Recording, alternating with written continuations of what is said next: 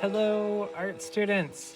Today we're going to be continuing our cave art project, and my paper has finally dried, and you can see that it's got some very awesome texture with all of these different kinds of wrinkles in it.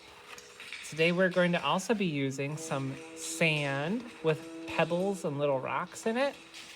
We're going to be using some Elmer's glue, and we're going to be using some tempera paints. And the colors that I have chosen are neutral colors. And then you're going to need a water cup and some paintbrushes. Okay, so let's begin. All right, so I'm going to put my paper right where you can see it here.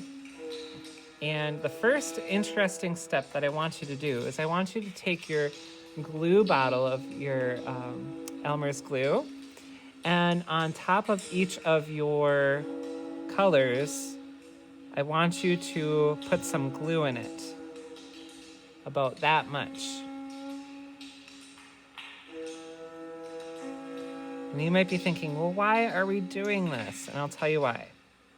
Because we want the paint to be able to stick to our surface a lot nicer.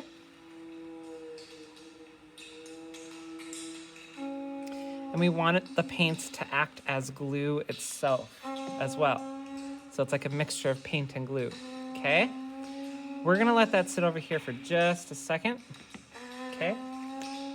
Then what we're gonna do is we're gonna take our water cup here and we're going to get a brush wet. I'm gonna stick my brush in there, condition my brush. I'm gonna take a paper towel here, pull out the extra moisture so it's nice and damp but not overly wet. Now what I'm going to do is I'm going to choose my first color. And I think to be interesting and different, I'm going to start with the white. So I'm actually going to mix and stir the glue and the white paint together first. I'm going to mix and stir it very gently until it looks like they're mixed together very nicely, okay? After I've done that, I'm going to keep my sand nearby, and I'm going to begin the painting process. I'm going to paint this paper in such a way that it looks like real rock. In some areas, I might want the paint to go deep down into the crevices. In other areas, I might want it to just braze the surface. Maybe a good variety. Our goal here is to try to make this look as realistic of a cave wall as possible. And as my glue paint, I'll call it glue paint, is still wet, I need to come over here to my dirt. I'm gonna sprinkle that on while it's still wet. Okay.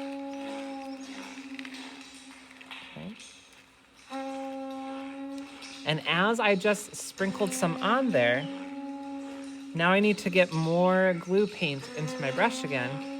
And I need to circle motions. I need to wiggle it around like this.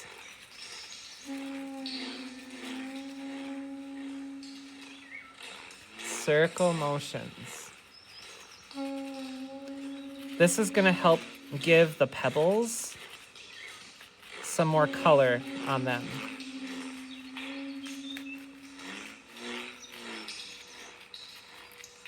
Okay. Now that I did that, I can change my color. I think I'm going to try the dark color over here now, so I'm going to stir that around in there.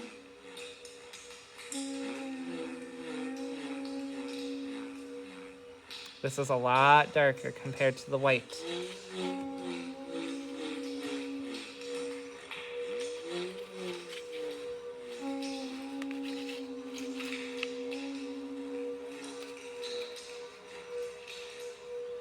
And I might want to just experiment a little bit. I don't want to mix all the colors together because then it'll look too consistent. It'll look too mixed in. A little bit of mixing here and there though, that'll look okay. Remember, the goal here is you want to try to make it look like a realistic rock as much as you possibly can. As my glue paint is still wet, I'm going to sprinkle on some fresh dirt and some pebbles. You don't have to do too much dirt and pebbles, just enough, okay? And then I'm going to apply some more on there and work in some more of that paint glue mixture.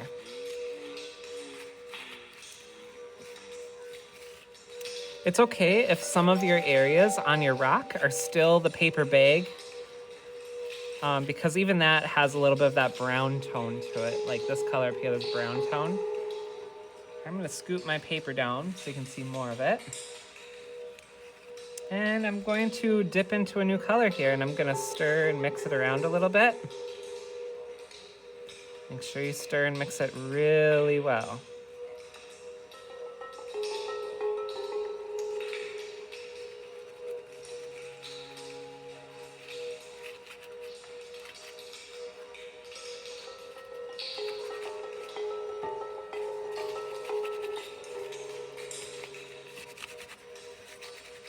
You can try dry brushing.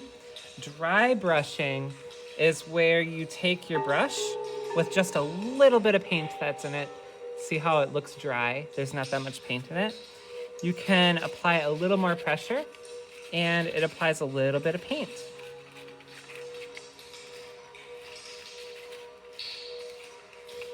A dry brushing technique really brings out the textural qualities, as you can see.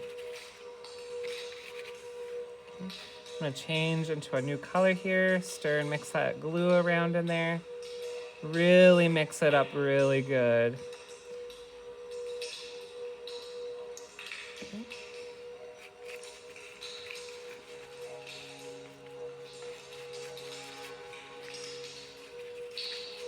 Some areas you might want your colors to look a little more separate. Other areas you might want it to look a little more mixed in. Really up to you how and where you want to do it. Just keep going back between the sand and the paint glue and make it look like a real cave wall the best you can. Now when this dries, that glue paint, it's going to really solidify and it's going to become really hard. It's going to stiffen your artwork.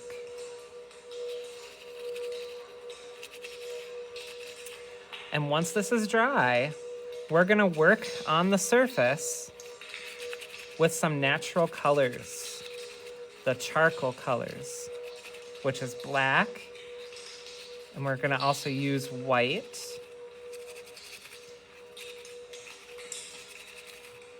And maybe a few other choices. Okay. So I am pretty much done here. I will stop my video and I will show you what mine looks like when it's all completed and dry. Okay? Have fun with this process. This really makes your cave art look so realistic. So make sure you take your time and really do a good job with the painting so that it looks like a real cave wall. All right, I'll see you in the next video.